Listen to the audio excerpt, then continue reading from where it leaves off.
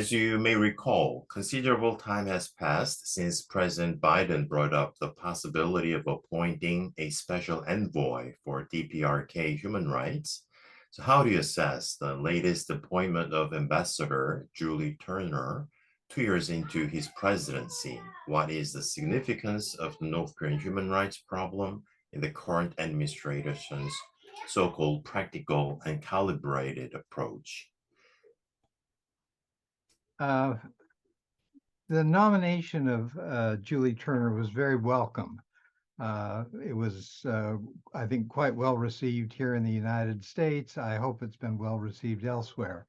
When I was the Special Envoy for North Korea human rights issues, Julie Turner was at the Department of State in the State Department's Bureau of Democracy, Human Rights, and Labor. So she brings a great deal of experience dealing with these issues within the State Department, and I think that will be very important and very helpful. It's still not a complete process. The Senate will have to do a confirmation of her based on past experience and my experience several years ago. This is a process that will probably take another couple of months before she is fully confirmed and is able to function in the office. Our processes require Senate confirmation. The Senate does not move quickly. So she's not yet fully active, but I'm hopeful that this will be something that will happen very soon. The one thing that I think is a concern is that it took President Biden 2 years to fill the position. And I think among Korea watchers, and particularly North Korea human rights watchers, this was a very long time to wait for not having the special envoy on North Korea human rights issues. It was particularly disappointing because Donald Trump refused to appoint an ambassador to that position for the full 4 years that he was in office. The Department of State, the Secretary of State at that time, was also not supportive of nominating someone for the position, and nothing was done. So it is a significant improvement over what has been done in the previous United States administration. It should have been done more quickly, but we're on the right track now, and I think that's very encouraging. Okay. We wish to know in greater depth the role of a special envoy for human rights. You had a great experience and made a contribution to the DPRK Human Rights. So based on the work you have done during your term, please tell us what Ambassador Julie Turner in the future will be doing going forward. And also, you touched upon the human rights issue during the Trump administration, but could you briefly compare and evaluate the DPRK human rights policies under the past U.S. administrations? I'm happy to do that. With regard to the responsibilities and activities of the U.S. Special Envoy, there are somewhat some differences between the Ambassador for International Human Rights in South Korea and the American version, which is the Special Envoy for North Korea human rights issues.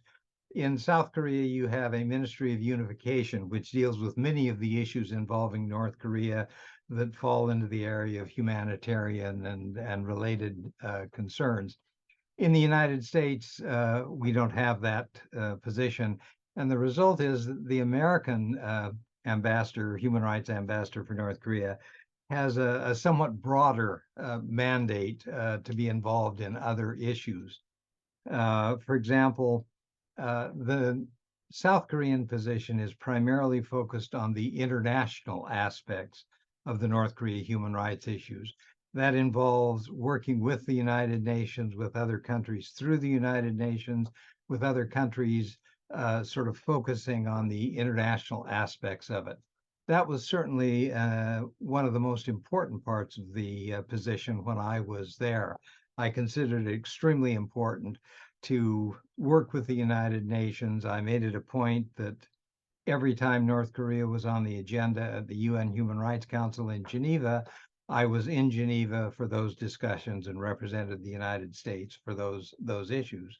I spent a good deal of time working with various UN officials who were involved on North Korea, and I think that's something that the U.S. needs. We play an important role in human rights, but when you have a special envoy whose focus is North Korea, it gives additional impetus to being able to raise those issues. So the first thing that I did was to focus on this international aspects of it.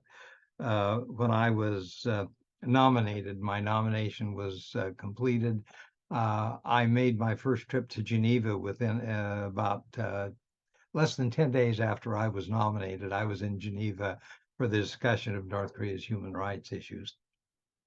Um, that's the first area where I think the special envoy needs to focus special attention. There are other things that are important, and that is working with other countries who have an interest in North Korea or who have an interest or focus on human rights. I felt like my first priority was the United Nations. My second priority was working with the government of South Korea. And I spent a lot of time in Seoul. I was in Seoul even more often than I was in Geneva because it was important that we understand what you were trying to do in on the human rights agenda, and you would understand what we were trying to do and how we saw the North Korea human rights agenda to make sure that we were on the same in the same place. During most of the time that I was in that position, slightly over 7 years, I spent a lot of time with the foreign ministry and with other with other South Korean officials. A second area of concern in terms of the international connection was Japan. The Japanese have a very strong interest in that issue. They have the abduction issue, which is an extremely important domestic political issue, but Japan also has a very strong interest in what's going on in North Korea. And so I spent a good deal of time working with Japanese diplomats. Both Japanese diplomats and South Korean diplomats were important in our international activities, and we worked very closely together in Geneva, in New York, and wherever these meetings took place. In addition to those three countries, the US, South Korea, Japan, I spent a lot of time focused on other countries, particularly the European Union. The European Union has a very strong commitment to human rights. They're very active in human rights issues. And I felt like it was extremely important to continue working with the European Union on these issues to make sure that we both saw the concerns and the reasons for focusing. I testified in front of the Human Rights Subcommittee of the European Parliament on several occasions. I met with officials in Brussels on many occasions. I met with European Union diplomats in New York and in Geneva. And it was a very helpful and very useful uh, uh, effort to cooperate because they were committed in principle to the human rights agenda. And when we talked about about North Korea, it was very helpful to have us working together. I made a point of visiting other countries as well. I was concerned about involving Indonesia at the time that Marzuki Darusman was the special rapporteur, the former Indonesian uh, uh, Attorney General, Minister of Justice. I made a point of visiting with the Indonesian government and raising these issues with the government there to seek their support in dealing with the North Korea human rights problems. So this international diplomacy and trying to encourage support was an extremely important part of what my work was there. Uh, a third element that I thought was important was raising general awareness of the problem of North Korea human rights issues. It was an important issue. It's one that people needed to understand the value of it. And I had opportunities on many occasions in many different countries to meet with local news media, to meet with local foreign and non-foreign ministry types, to talk about the human rights issues. So that was, I think, another part of that was important in terms of of that issue as well. I also spent time dealing with the Chinese on the issue.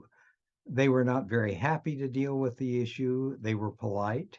They met with me. We talked. They disagreed with me, and I disagreed with them. But I raised those issues with the Chinese because I felt it was important for them to understand what was important for the United States in dealing with these issues.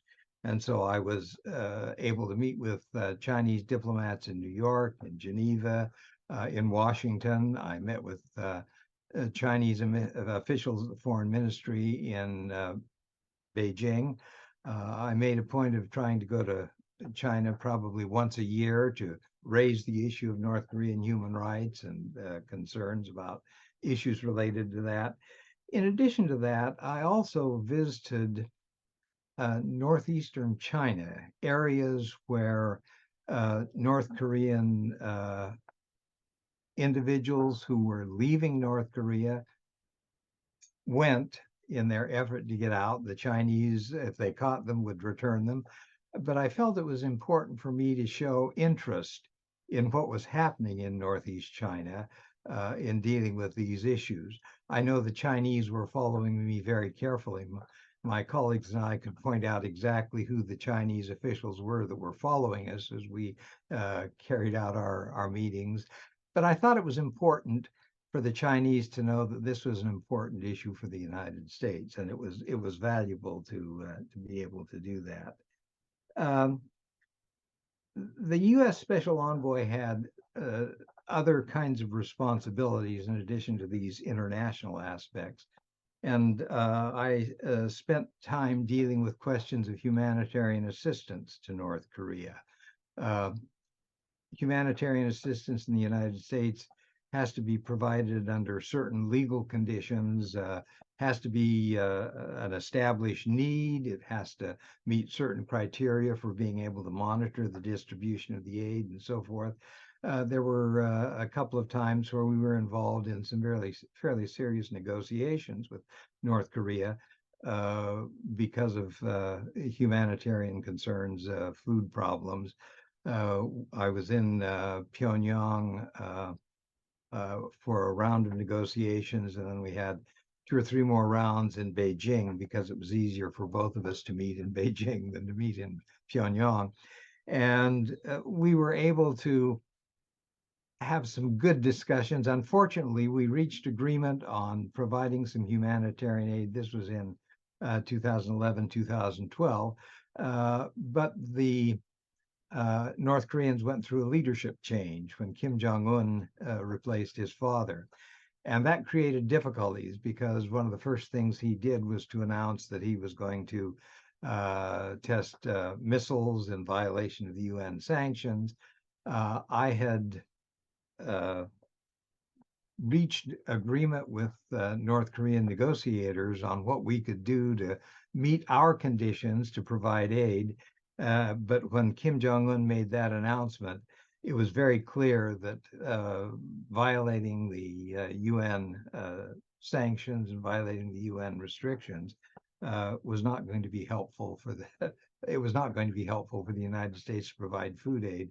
And under our legislation, there was no way of moving forward.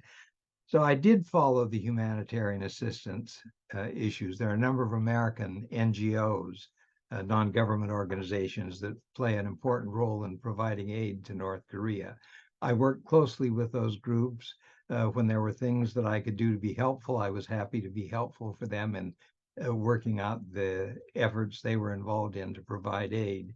It was not easy for them to do that, but I tried to be helpful and encourage their efforts to be able to do that. Um, Another issue of concern here in the United States has been North Korean defectors. We have some North Korean defectors who've come to the United States. The vast majority have gone to South Korea. There are probably more that have chosen to go to Europe than have chosen to come to the United States. But I was involved in trying to be helpful in that regard with working with the South Korean government, which cooperated with us on those defectors who wanted to come to the United States. I was able to work with people within the U.S. government to make sure that if defectors from North Korea chose to come to the United States, we could accommodate them and work out their being able to do that. So that was helpful. Another area that I spent some time dealing with was divided families. There are many Koreans who live in the United States. Many have become American citizens. There are many Korean Americans who have families in North Korea. And there is an interest in being able to meet with families in their families in North Korea. It's the same problem that South Korea deals with. South Korea has been successful in terms of being able to set up a small number of opportunities for family members to meet. We have not been successful at doing that. I was trying to do that. I tried to work with North Korean government officials to see if there was a way we could do that. We were never able to make any success. I also worked with the South Korean government to try to encourage participation of Korean Americans in some of the exchanges with North Koreans. That did not work. It's very difficult. The numbers are smaller in the United States, but the number who've been able to participate in these very limited exchanges that have taken place have been very, very small. And we have not been successful in helping Korean Americans meet with family members. But these were, again, some of the humanitarian kinds of issues that I spent a good deal of time dealing with in addition to the international diplomacy. So there are a number of areas where we have worked very closely with South Korea on all of these issues. Thank you very much. That's quite a wide range of missions that you have contributed to.